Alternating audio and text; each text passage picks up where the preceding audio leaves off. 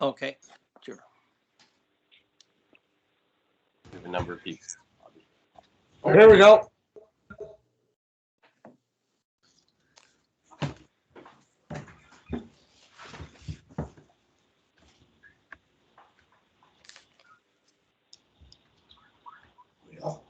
Well, Okay, everybody's back in. Okay, Wayne. we're back. Okay, we're back in open.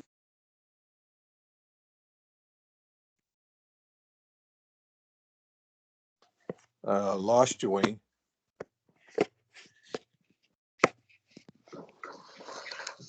I guess I got muted. Sorry. Yeah. Sorry, I hit the mute all button. We're back into open council, and we have a motion on the floor to accept the Abercrombie proposal for the fire departments. I think we had enough discussion on it. Does you want to call for the question? Well, Mr. Chair. Go ahead. Mr. Chair, just thank you for, I got interrupted for the benefit of our, the people that are listening in on this meeting, the public. I think we need to go over that policy that so they can understand that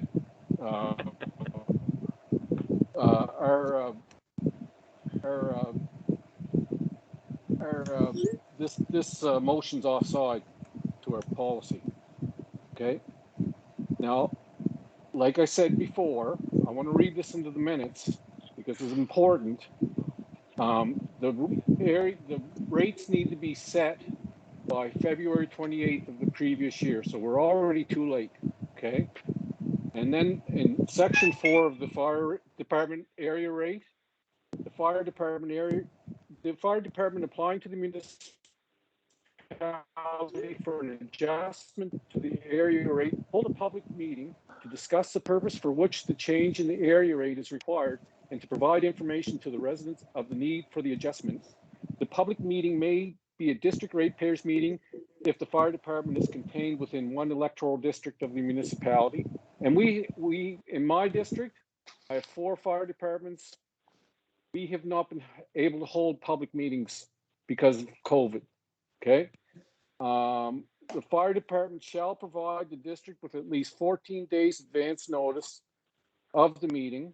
Notice is deemed to have been provided if the department advertises in the local media, posts posters in a minimum of 3 public places within the district, or by direct mail to the district. All ratepayers present at the meeting shall be entitled to cast a vote expressing their approval or disapproval for the change in the area rate. Ballots may be cast by way of secret ballot or an open vote as determined by the majority at this meeting. The policy, we're offside in the policy. I said it before, I'll say it again. We're policy makers, not policy breakers. And if we adopt this motion tonight, we're policy breakers. Mr. Chair, It's Larry, Mr. Chair. David, I think I heard you first there, and then Robert, and then we'll call for the vote. And I asked as well, Larry. Oh, sorry, did you, Larry? Okay. Thank you. So David, you're first. I think I heard you there.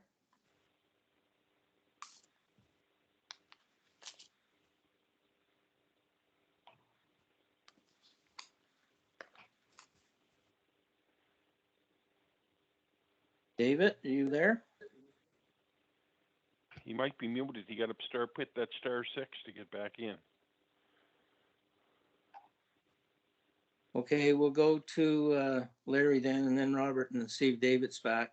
Okay, thank you, Mr. Chair. My question is, if we take the advice of our legal counsel, that this motion be tabled in terms of process and in keeping the integrity of the process, how I don't know. Do I have to vote against this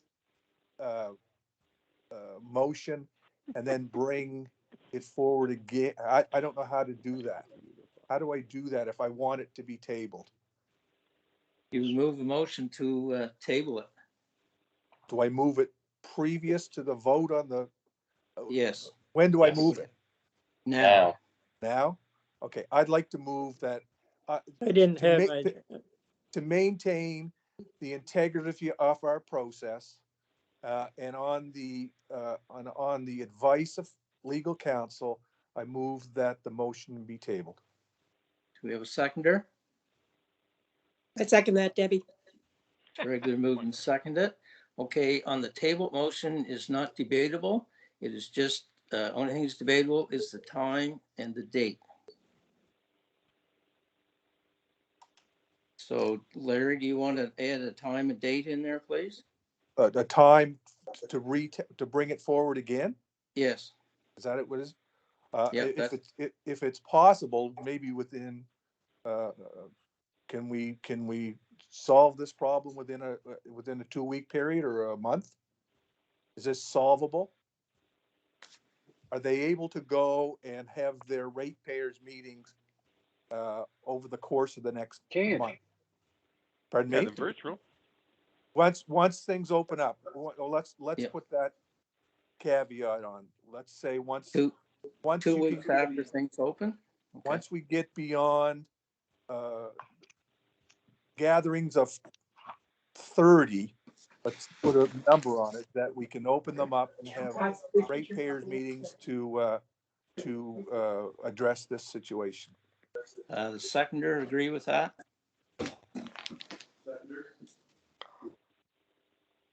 Yes, I do.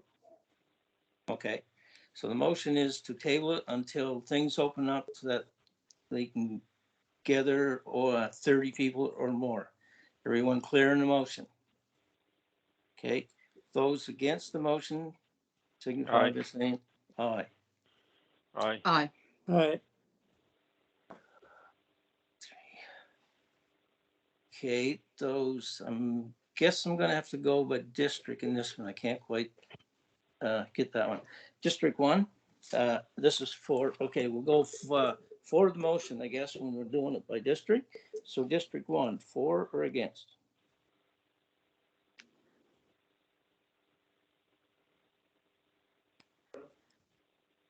You there, Don?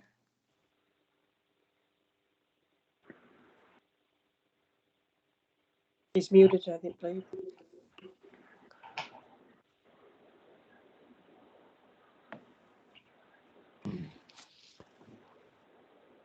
Don still with us, Brian? Or? He's there. Yeah.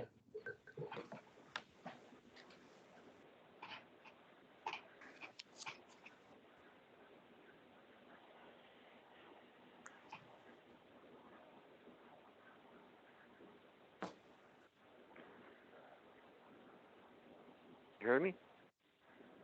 Yes. Yes, I am against. Okay. District 2, I'm for. District 3.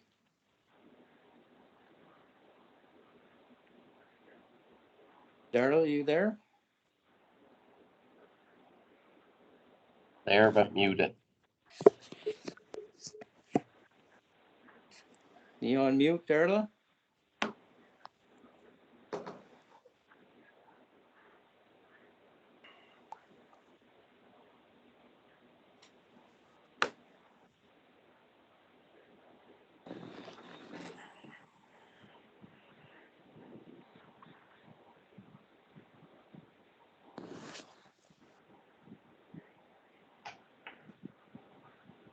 Can you hear me now? Yes, yeah. For I'm or against. against? For or against the motion to table? I'm against. District 4, I'm against it. District 5 is against, District 6, against, District 7.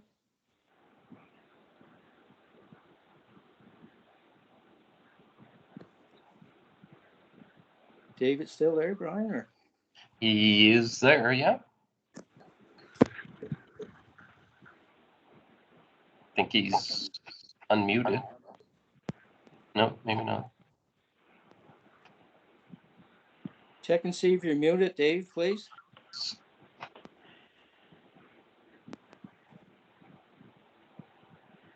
I had to press *6 on my phone. *6, was it? Yeah.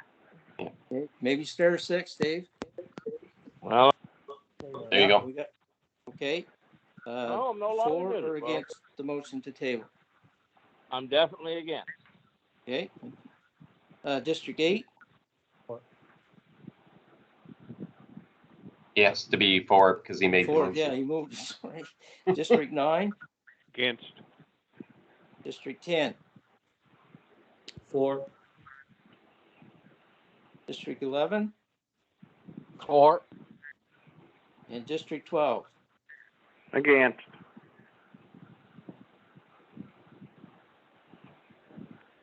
Motion has been defeated. So we're back on the original motion that we accept the Abercrombie proposal. Okay, call for so the you want to vote. call for the vote? Okay, we'll do the David same here, I there. call for the vote. Yeah, we got you, Dave. Do the same vote on that by district, and it will be for or against the Abercrombie. District 1, Don. For. District 2, Very definitely against. District 3, For. District 4, For. District 5 is 4, District 6, For. District 7, District 8, For. District 8 is 4. District 9, For. District 10, Against. District 11, Against. District 12. For. Motion has been carried. We'll be going with the Abercrombie proposal. Thank you for that great performance that we did there tonight, and I think we learned a lot there. Now, moving on to the next one, Robert, do you want me to handle that one, or are you going to on the coordinator? No, you stay with it, Mr. Deputy, for the coordinator, and I'll take over after that. Okay. So we had a motion on the floor for, I guess, first of all, as a coordinator, we talked a lot about it already, so I'd like somebody to move it, to put it on the floor, that we hire or make a position for the coordinator for our office. So move, Peter. Okay, thanks, Peter. Do we have a seconder? Don. Don? Okay, it's motions on the floor that we hire a coordinator. Open for discussion, and we had a lot of discussion on the last debate.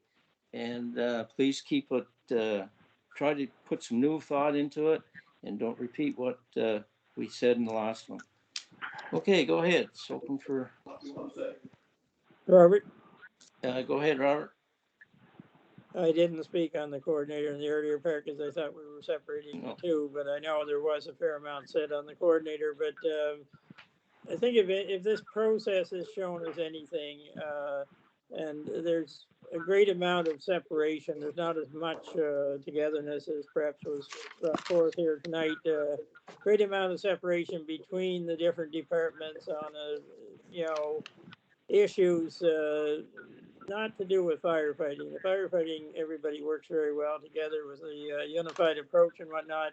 But if we had somebody helping to tie these departments together and bringing together, then I think the solutions to the bigger issues, and the bigger issues being this gulf that's developed between economically between the different departments, just depending on where you happen to be located. I think that person, if it's the right person, and that's the key here with a fire liaison person, it has to be the right person. Then they can help the departments work much closer together on the non-firefighting issues. And those are usually the financial issues, but all kinds of other issues. Bulk buying, I think, could save us a lot of money here. It could save us more money than what we're talking about tonight for sure. Instead of each department buying one truck, we could be buying maybe 4 or 6 trucks, whatever is needed that year. But just in so many other ways, is it a waste of money? Yes, we're hiring another person, and we made it very clear to the fire departments they're not expected to pay for any of this. The council will be paying for this. This is an overall position. that will eventually, once, we get the dispatch and some other issues looked at, or resolved, hopefully, then we'll be helping with other business in our municipality in a number of other areas. But right now, that person has to be solely working with the fire departments to get us past some of these real difficulties. And I think that person could help us come up with this more long-term solution that we've all talked about. So I think it's really important that the fire department chiefs, they have to be involved in hiring this person so we get the right person. Anything we've heard from other areas in the province, if you get the right person who works well with the fire departments, then it's a big asset. If you get the wrong person who tries to go in there and tell the fire chiefs how to do their job and what to do right and what they're not doing right, that will not work. So the suggestion right from the first is to make sure that we had a representative from the fire departments on the hiring committee so that we get the right person. Whether it's a he or a she or how old they are or how young they are, doesn't really matter. What really matters is it's a people person that can work with other people. And I think the benefits are going to be there. I'm as leery as the next person about hiring another person when our budget is tight and whatnot. But I really feel that this person, if we get the right one, can do a great job and really help our departments to come together on a lot of issues. And we need that to happen in this county if we're going to have a top-notch fire departments in the future. I'm not saying they're not good now, but in the future, we have a lot of young chiefs coming on or going to be coming on. They could really use some guidance to help them pull together and to help them work more closely together.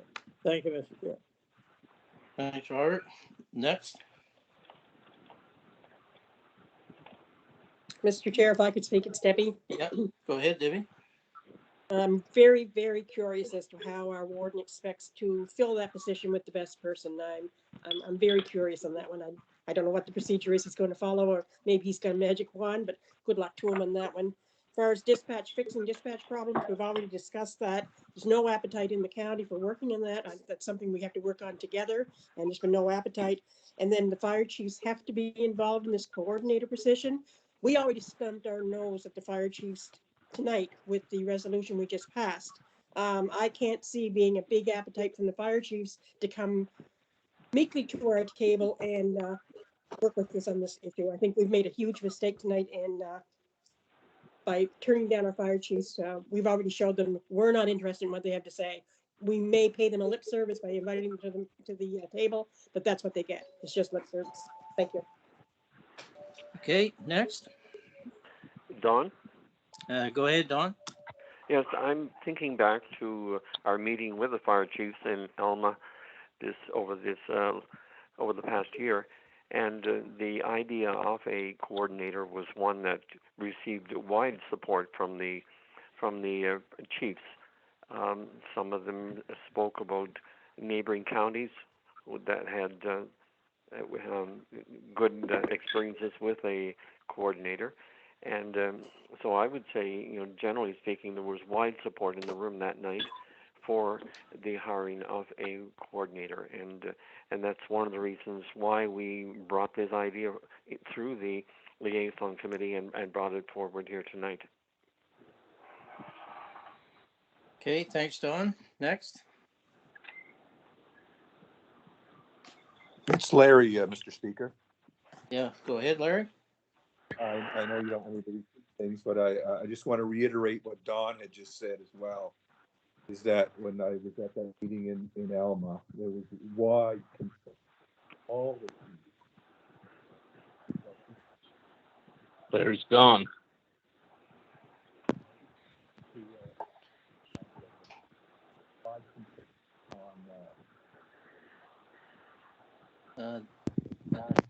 Can you hear me? No. A wide consensus on that. So, thank you. Do you want to repeat some of that, Larry? I don't know if anybody else heard you or not, but I couldn't. I couldn't. I did not hear most of it. I couldn't. Okay. Try again, Larry. Highlights. I'm in agreement with Don. Thanks. Short form. That was short and sweet. Okay, next. Counselor Elliott. Go ahead, Mary. It was explained how the chiefs would be involved in the hiring and how they would have the opportunity to work very closely with this coordinator. And it was very important that the person who fills this position would be a person who could work with the departments and the volunteers and the chief. That was stated, and they were very pleased with that. In the liaison meeting, I got the same feedback that Dawn expressed. It was a majority that supported having and hiring a purchasing coordinator. Thanks. Okay, next. Peter Wayne. Oh, go ahead, Peter. Barely Yeah, hear you there. no, I just, the same thing I wanted to turn around and well, I already wore out 2 phones. The same thing I turned around and as they were saying, but at the meeting also, Chief Don Weaver, I guess, from the Caribou, he had said that him and at the time Chief Usher, which is Mayor Usher now, they traveled around looking at these coordinators, and he said that the one that they ran into a girl somewhere that's excellent, and you know, so said it would be a great thing for our county and our fire department. So I don't even know where there's a problem, but anyway. Okay, thanks, Peter. Anyone else? David? Go ahead, Dave. Yeah, go ahead. Thank you, Mr. Chair. The need for a fire coordinator is probably best demonstrated by the process that we've just been through.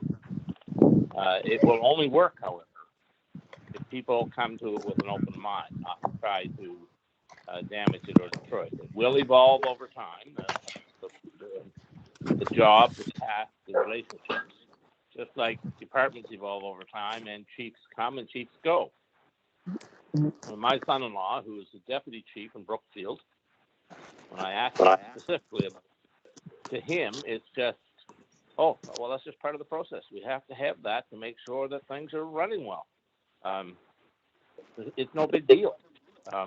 But if there are people out there that are vengeful, then it will be more difficult. But over time, I believe the departments will come to realize that it is in fact to their benefit to have good, strong administrative help. And that's why I'm in favor of hiring a fire services coordinator. Thank you. Thanks, David. Next. Wayne, if I could just make a comment, it's Debbie here again. No, you may not. I'll let you, Debbie, if nobody else has to speak, as long as it's comment. Certainly, Anybody thank else you. want to Thank you speak? very much, Wayne. Well, I wanted to speak. Just a minute, we'll let somebody else speak first. Anybody else want to speak? Yes, it's Wayne. Oh, Wayne, it's Randy. Yep, go ahead, Okay. Randy. Okay, my question is to our CAL. And what authority does this municipality have over a not-for-profit organization? Can we control a not-for-profit organization to tell them this is how you're gonna be run? Because if we are, man, we got the power to do anything. The MGA gives you specific powers to set policy over fire departments. Policy. Okay. Which you can break. So let's say if we hire this coordinator and one of the or more of the fire departments are purchasing a new truck, but they won't go through this coordinator. What happens to that department? Are we micromanaging them?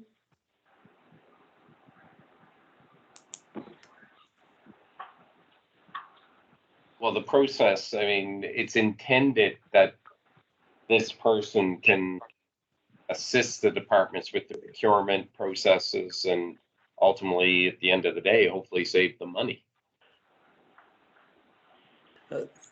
And I realize that, but I also realize how the Thornton Fire Department operates, and they do a really good job of how they go out and purchase a new truck. They get the best deal that they can possibly get.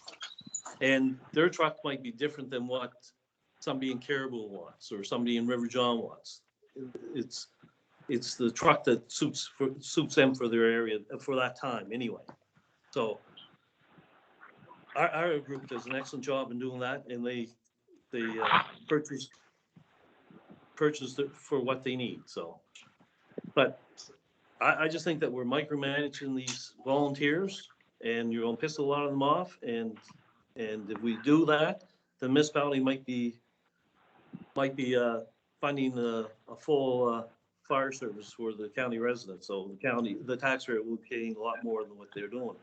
Also, this levy that is being paid is paid by the people of the district that these fire departments serve, not in these underserved departments and things like that. They're underserved. I truly believe that the municipalities should be funding it.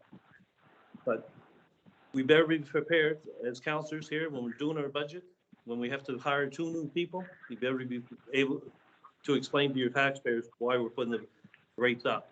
And this is one of the reasons why we will be. Thank you. Okay, anybody else that didn't speak yet? Yes. Wayne Go in ahead, here. Ann. Yep, go ahead. Yeah, I can tell you that the idea of a coordinator is not universally thought of as a good idea amongst the fire service.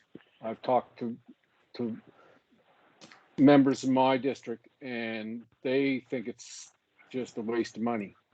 And I mean, there was the money that we could have used to fix the underfunded departments, but we're going to spend it on a salaried employee. So anyways, it's nothing makes sense tonight. We broke policy to pass something, so I don't understand. It's crazy what's happening tonight. Thank you. Anybody else that didn't speak yet? Okay, there's nothing. Debbie, you had just a brief comment. Was it? Yeah, just a comment. Yes, I understand the Brookfield Fire Department is a paid fire department. They get paid for the fire calls, so maybe that's the direction we're heading in. That's just a comment. Brian, just on the policy, does that mean we have to make policy to basically force the fire departments to work with this coordinator? No, the MGA says that the municipality can establish policies around fire departments. But that's what we'll be doing, establishing policies for them to work with the coordinator. Right. They So will we have to have work with the policy coordinator. ability with financial statements and things. We can't hear you, Brian. Can't hear you, Brian. So we have policy today around the fire departments and them having to submit financial statements and things like that to us. So that's what the MJA allows you to do, is to establish policies on how you want your fire service to operate within the municipality. So you'll be making the report to the coordinator, would that be the idea? It would be, the coordinator would work with the department, yeah. So I mean, that's their point of contact, would be their right? So they would be reporting to the coordinator. Just on that, the coordinator is going to be a paid position. Our volunteers in the fire department usually work days. We've had this discussion before at council. Does that mean we'd be paying overtime, in fact, to a coordinator if he has to go out in the evenings to work with his fire departments? No. No, No, he'd be strictly salaried? Mhm. That's the intent. Okay. So we have a motion on the floor. I think everybody that talked asked to talk, but they did say something. So we'll call for the vote. So we'll do it the same way on the districts. So District 1, for or against? For? District 2, Definitely against. District 3, For. District 4, 4. 5, 4, District 6.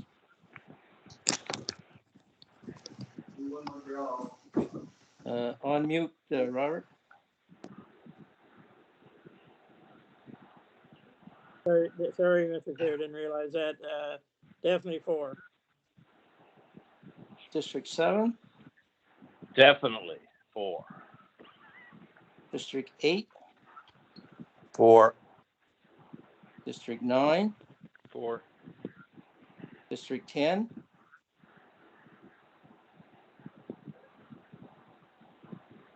Randy. Unmute, Randy.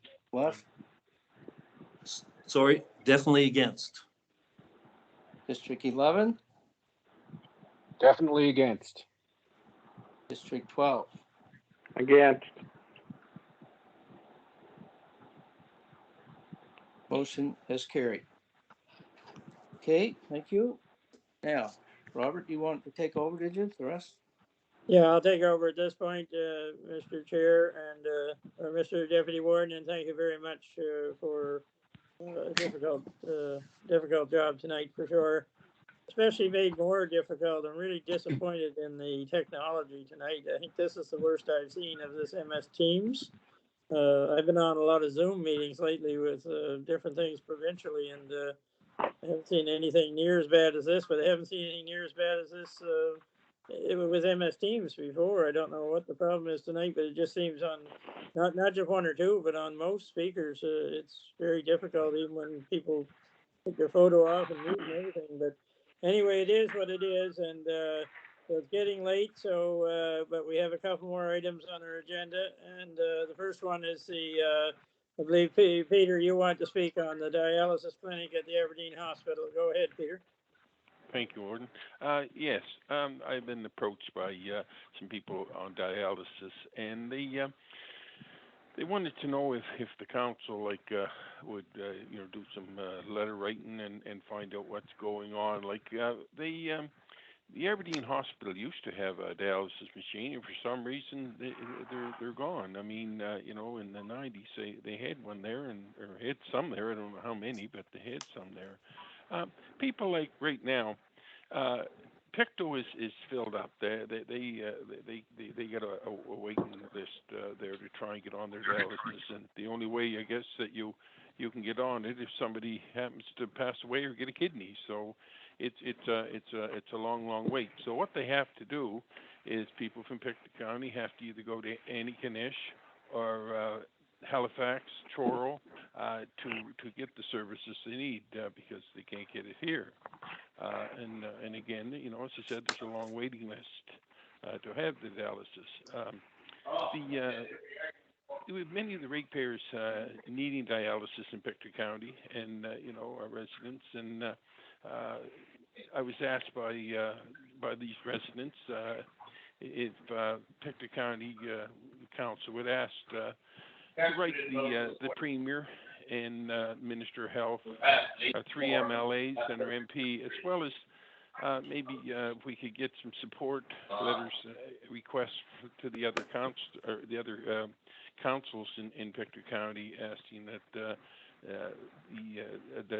dialysis machine be put in the Aberdeen Hospital. I mean, they've done a big upgrade at the Aberdeen Hospital.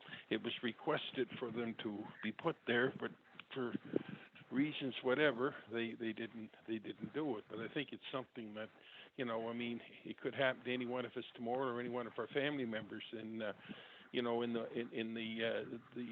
take the long drive they have to take, if they got to go to Halifax and then spend 5 hours in a chair three times a week, and some of them just can't do that. So it's making it even harder on them. Again, I'm asking. I'd like to make a motion that we send a letter again to the Premier, the Minister of Health, and the even the Health Department, and the 3 MLAs, our MP, and maybe a request of support letter to the other councils to see if we can't get a dialysis machine in the Aberdeen Hospital. I'll second that.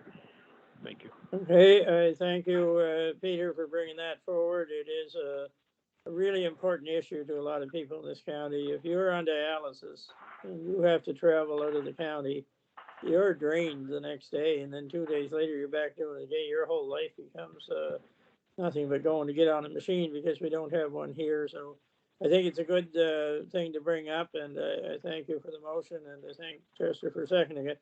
Is there any comment on that motion that's been moved and seconded? Debbie here, Robert. Go ahead, Debbie. Thank you. Yeah, I agree. Kidney dialysis is not pretty, especially if they have to leave the area. But I'd be more in tune with trying to improve the services at Pictou as opposed to just writing a letter demanding that we get more or we get a dialysis unit here in the Aberdeen. I think it's time this council came together and did some constructive planning. If we get a suggestion to send to the province, put some ideas with it. Don't expect them to come up with the ideas, put some ideas that would work for this area.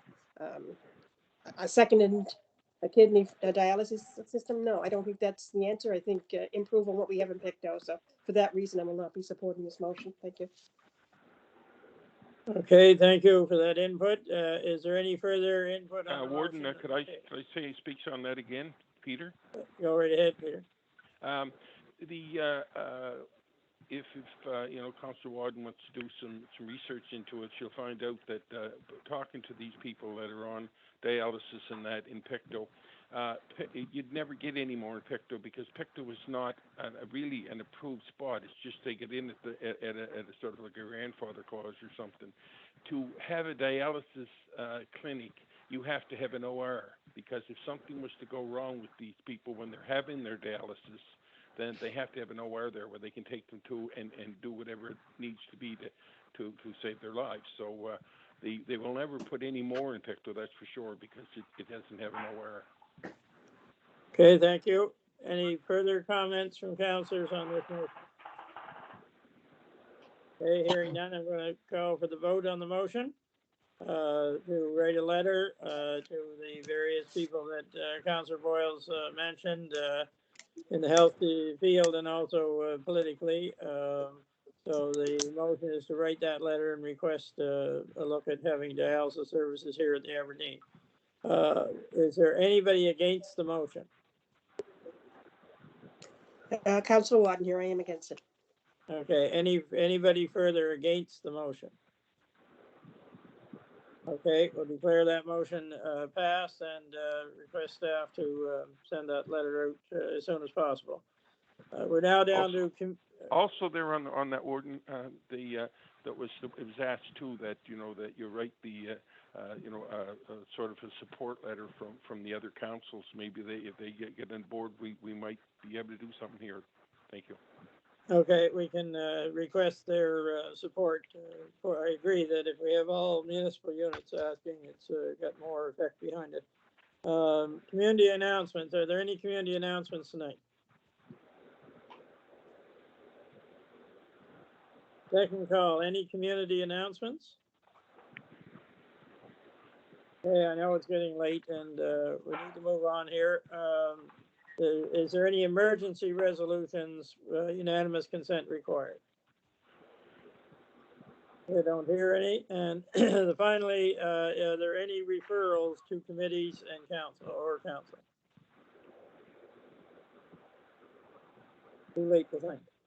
Okay. I was just Darla. I was just wondering if I had mentioned I had brought up before that I would like to talk about human trafficking in Pictou County. I just wondered where that stood. Is that something that's on the agenda for when we reopen, or?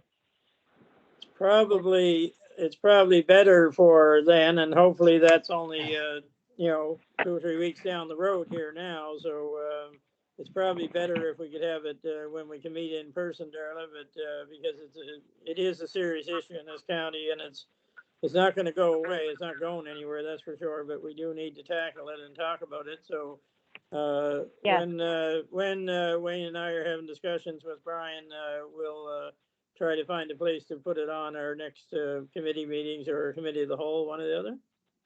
Yes, and just to be clear, I would really appreciate that Pictou County Sexual Health be involved in that conversation.